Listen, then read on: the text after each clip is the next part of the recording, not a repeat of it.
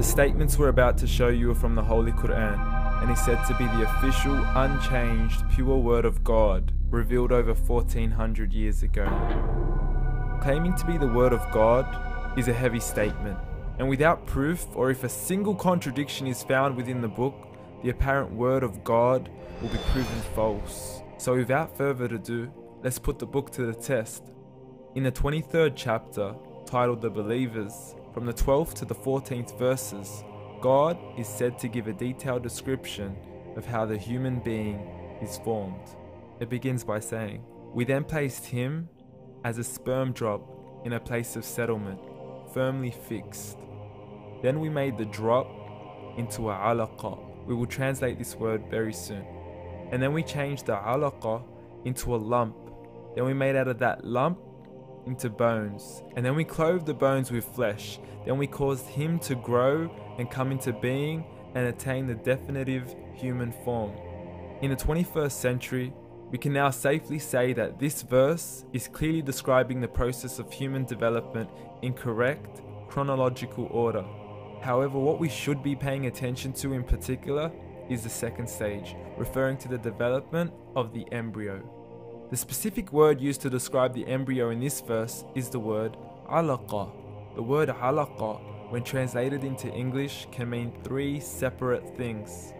Firstly, a blood clot, or to be suspended, that is to be hanging or clinging to something, or thirdly and finally, a leech. Now, all three definitions don't come anywhere near what we perceive to be the human embryo. So, why are these words used, and what significance do they share with the human embryo? Can the embryo be described as a blood clot? Well, what do you think? In the third week of embryonic development, a tubular heart joins with the blood vessels to form a primordial cardiovascular system, and by the end of the third week, the blood is circulating and the heart begins to beat on day 21. The first thing that comes to mind in regards to being suspended or hanging is the umbilical cord.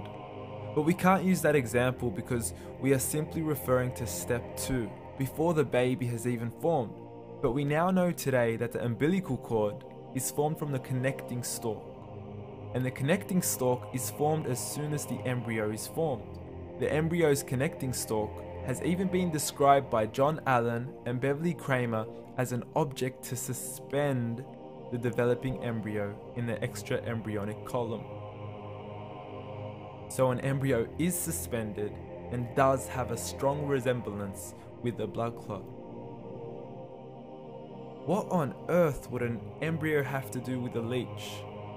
Figure A shows the structure of an embryo at 25 days. Figure B shows a leech. Now please note once again that the embryo in this stage is no greater than the size of a kernel of wheat. This is an X-ray of the embryo at 22 days. This is the internal structure of a leech.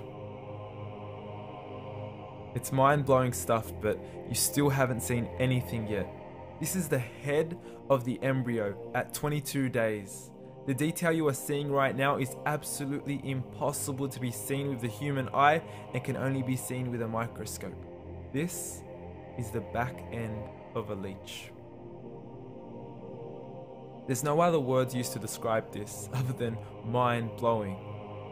The pictures we have shown you are impossible to be seen with the human eye or even to be predicted by the human mind. Once again, the verses we have shown you were revealed over 1400 years ago to a man who couldn't read nor write. Are these the words of God? Descriptions of the human embryo in the Quran cannot be based on scientific knowledge in the 7th century. The only reasonable conclusion is that these descriptions were revealed to Muhammad from God, from God, from God, from God.